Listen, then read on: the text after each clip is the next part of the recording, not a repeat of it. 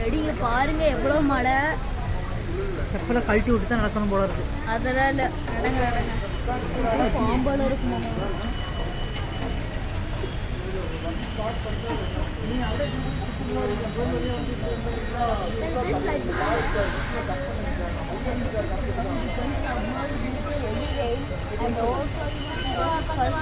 எடுக்க முடியும் பாருங்க.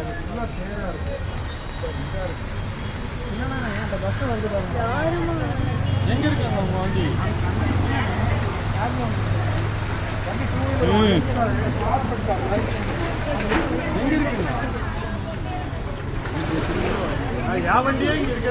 நம்மளே எடுக்க முடியாதுங்க. நீங்க தானே இப்ப உங்களை வெளியே கூட்டு வந்தீங்க. உங்களை யாரும் வெளியே கூட்டு சொன்னதா?